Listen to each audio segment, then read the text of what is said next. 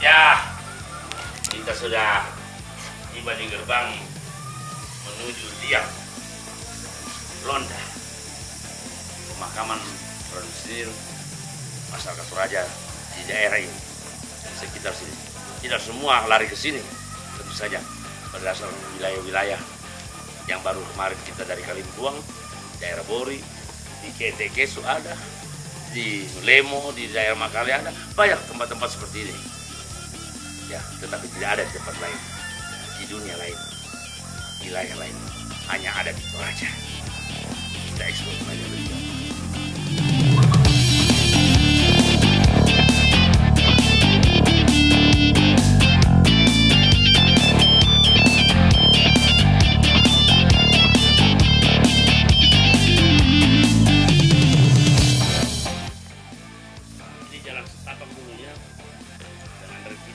Dari pemerintah daerah dan dinas Purbakala, maka jadilah jalan yang cukup. Nah, itu dasar itu cucu saya, kata orang tua aja Pak Ampuan. Ampuan itu cucu. Pongkarasi itu saudara saya. 22 kali saya itu Pongkarasi, itu neneknya dia. Nenek mulai. Nah, neneknya, kakeknya sebenarnya, tapi orang Toraja itu kakek, tetap aja nenek. Nenek laki-laki, ya lucu kan, nenek laki-laki, nenek perempuan. Karena orang Toraja tidak ada kakek, yang ada nenek. Itu cucunya. Dasar. Kenapa? Saya kenal semua. Memang ini kuburan keluarga. Awalnya kuburan keluarga. Dan di paling atas sana, di ujung paling puncak di sana, kalau kita dari seberang sana melihatnya, di sana, ya, ada putih merah tertinggi di atas, itulah kakek saya, kakek langsung saya, Alurante Pasapan, bapak ayah dari ayah saya, Joseph tadi Alurante. Warna merah namanya Alurante Pasapan, itu kakek langsung saya. Nah, ini Dasa ini mau nemanin kita dan bagian Dasa untuk menerangkan, karena entry point ini, pintu ini kalau dilewati terus kalau kita merayap, berani merayap, akan muncul di sini. Pirante tidak boleh itu. 30 menit kalau Anda siap bertahan, ya, mau merangkak, mau merayap, 30 menit Anda akan muncul di sini. Tapi biasanya turis tidak mau berlelah-lelah, cukup di permukaannya saja. Tetapi bagi Anda yang berminat, bisa dengan Dasa, tapi bayarannya tersendiri. Ya, Dasa. Iya, ketawa dia. Ini cucu saya loh. Ini cucu saya nih. Kalau yang jelas kan Dasa. Iya. Kalau perlu dalam bahasa Inggris. Tapi mereka nggak ngerti bahasa Inggris, Dasa. Iya. Ya.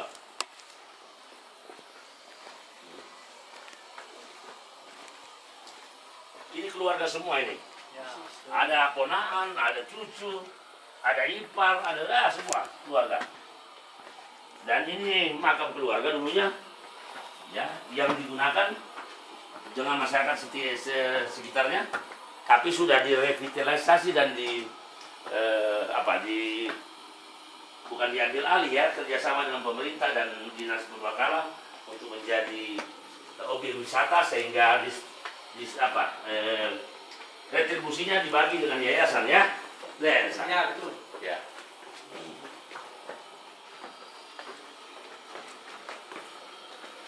Nah, ini di atas sudah kelihatan peti-petinya kan. Ditaruh di sela-sela batu saja kayak di atas. Kalau satu kelompok kayak begini biasanya satu keluarga dekat. Memang sudah di kelompok-kelompok memang. Bisa difoto, di video, sama. Jadi yang dimakamkan di sini satu keturunan semua, tidak ada orang lain. Ya, satu keluarga besar, tidak ada orang lain. Satu keturunan, satu keluarga, dan di daerah ini.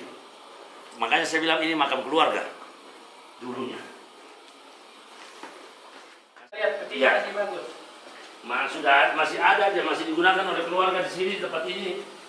Berumur yang paling muda, berumur 5 bulan. Ya. Selamat siang.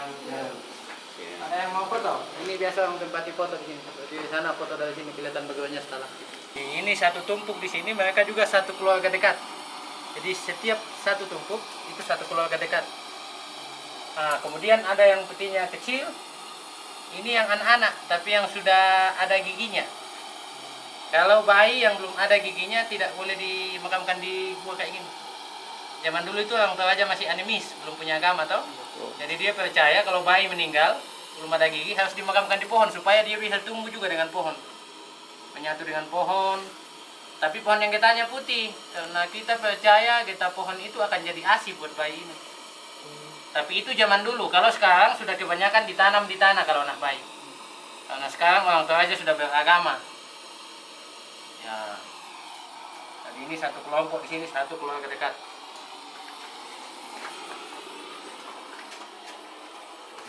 Kemudian di sebelah sini ada yang ceritanya dua sejoli, semati. Biasa orang bilang Romeo Juliet. Ini yang dua tembak kepala ini. Dulu katanya mereka pasangan, mau nikah tapi orang tuanya tidak setuju.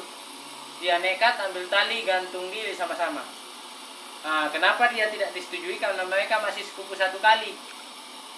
Memang masih terlalu. Itu artinya orang tuanya bersaudara. Ya, orang tuanya bersaudara. Tahun 1972 kejadiannya. Memang kisah nyata. Nah, kalau yang saya bilang tadi baru 5 bulan ini, yang warna putih petinya. Itu masih ada kan? Tanggal 9 bulan 1 dia meninggal. Alfreda Panggaga. Nah, ada juga yang petinya kecil ini habis diganti petinya. Jadi kenapa kecil? Karena yang dimasukkan itu tinggal tulang-tulangnya saja. Jadi kalau sudah rusak petinya bisa diganti kembali, tapi ada upacaranya lagi sebelum diganti. Ada yang biasa orang sebut mak nenek. Oh, mak nenek. Ya, di sini juga biasa 3 tahun sekali, 4 tahun. Di keluarga datang untuk mengganti peti-peti, baju patung-patung di depan itu diganti. Pokoknya dirapikan apa yang ada di sini. Jadi semua yang ada di makam nanti boleh dirapikan, dipindah tempatnya kalau melalui mak nenek. Mak nenek. Ya. Jadi awalnya ini petinya di mana dulu? Memang di sini, di sini ya. Nah, kemudian di sana itu kita lihat baju-bajunya kan, jadi barang-barang yang dia pakai semasih hidup kan dikasih masuk ke dalam peti. Seperti baju, piring. Jadi orang Toraja itu masih percaya reinkarnasi. Oh iya. Nah, makanya apa yang dia pakai saat masih hidup itu diikutkan ke makam. Karena kita percaya nanti di alam kedua dia akan pakai kembali. Namanya puyo. Ya seperti di surga mungkin ya, kalau kepercayaan orang dulu. Nenek lagi keluarganya datang, angkat kembali dari sana tulang-tulangnya. Kumpul di peti yang baru. Dulu Berarti sini tempatnya. bagi yang mau melaksanakan mak nenek itu per masing-masing anggota yang punya. Kalau di sini masal. Oh, masal Kalau mau berarti semuanya. Iya, kalau mau sendiri-sendiri bisa, tapi biayanya ditanggung sendiri. Oh iya. Kalau yang 4 tahun 3 tahun kan ditanggung sama yayasan. Oh. Satu keluarga besar ini lakukan ya. Jadi semua yang ada di sini bisa dirapikan. Nah, kemudian ini ke sana itu yang Yang tadi. tembus ke sebelah tapi kecil sekali, harus merangkak 25 meter. Jadi biasa tamu-tamu itu masuk cuma sampai di bagian sini, balik, kemudian masuk dari depan lagi yang ke sebelah. Lebih gampang. Tapi dari kamu saja, kalau lewat sini bisa. Nah, tenang. Balik aja ya, Balik lebih aja. gampang. Ya. Duluan. Ya, Itu tempat kakek kami di atas itu semua. Kemudian ada yang di tengah pasangan. to kanan. To kanan. Atau kanan. Ya. Jadi, nah dipanggil saya nenek kan. Ya. Karena memang saya kakeknya. Nenek laki-laki. Ya. Di bagian tengah namanya to kanan. Itu untuk orang-orang keluarga juga, tapi belum nggak tokoh atau masih belum tokoh. Ya. Dan di bawah ini keluarga juga, tapi banyak juga yang masyarakat umum ya. Ya. Iya, masyarakat umum. Pokoknya stratanya biasa. Stratanya, strata sosialnya Ya. bagi orang Toraja, sesama orang Toraja tahu strata masing-masing. Ya, tahu masing-masing lah, tahu diri masing-masing. Iya. Tidak mungkin strata yang di bawah mau dimakamkan di kanan atau yang Ya. di apa di atas, paling atas namanya? Uluan. Uluan. Ya. Uluan itu kepala. Ya. Kepala ya, ya. Nanti ada kakek saya di atas warna merah.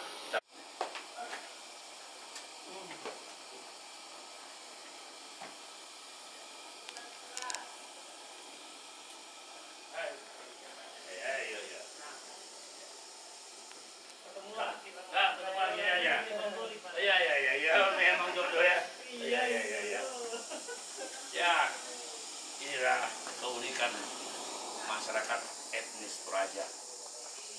kehidupan sehari-harinya, makan, minum, sampai mati pun unik. Tidak didapati di daerah manapun, dan masing-masing daerah lain lubuk, lain ikannya, lain padang, lain berenangnya. Mari kita jaga kelestarian budaya, jaga kelestarian alam, maka hidup mau tenang.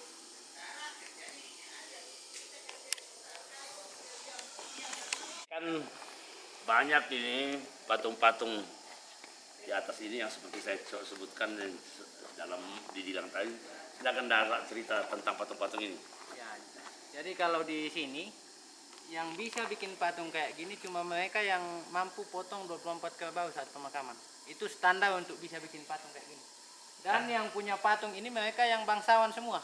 Nah, kemudian yang punya walaupun dia umpamanya anak cucunya sudah mampu untuk beli minimal 24 kerbau yang namanya Rambu Solo Sapu Randanan. Ya. Walaupun dia mampu beli tapi bukan bangsawan, boleh enggak? Enggak boleh. Perhatikan ya, perhatikan. Karena tidak boleh, kenapa? Karena dia akan dapat sanksi sosial masyarakat. Ya. Masyarakat tidak akan datang dalam penguburannya, masyarakat tidak akan gotong royong dalam membangun lantang atau tempatnya, penguburannya tidak dikuburkan oleh masyarakat. Makanya takut juga mereka melangkahi itu. Jadi pasti biarpun mereka kaya, pasti mereka sadar diri. Ini bukan baju saya, Ya. ini bajunya orang lain. Ya. Dalam bahasa Toraja, dipakai bayunna. Ya. Dipakai bayunna itu ya, dia dipakaikan atau diupacarakan, ya, dilayakkan sesuai dengan stratanya. Kalau dia strata Rambu Solo Sapu Randanan, dia mampu, dia potong kerbau sampai 24, dia akan dibuatkan patungnya. Tapi bagi yang sudah punya material, karena anak cucunya sudah kaya raya di negeri orang, dia mau bikin patung ini, berarti dia bukan bangsawan, maka dia tidak akan dibuatkan patung seperti ini. Bagaimana, Mas? Betul ya. Oke, kita lanjut ke Ya, sebelah. kita lanjut sebelah. Jadi saya bersama kru Puang Bro Channel, Gunawan, ya, Budi Gunawan, ya, bukan ketua BIN, bukan kepala BIN, dan Samsu, Hadi, Irsad, dan Aldo, karena cucu saya ini Dasa sudah memasuki liang yang satu, enter point, dan kalau kita lewati kurang lebih 3 sampai 40 menit kita bisa tembus di sini.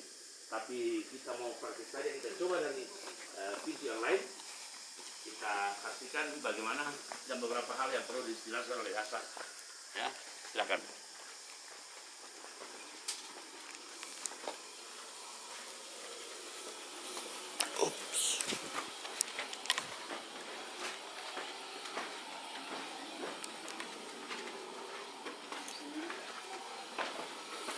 Nah, jadi di sini lebih banyak tengkorak-tengkoraknya, lebih banyak petinya karena space-nya lebih besar kan, lebih bagus.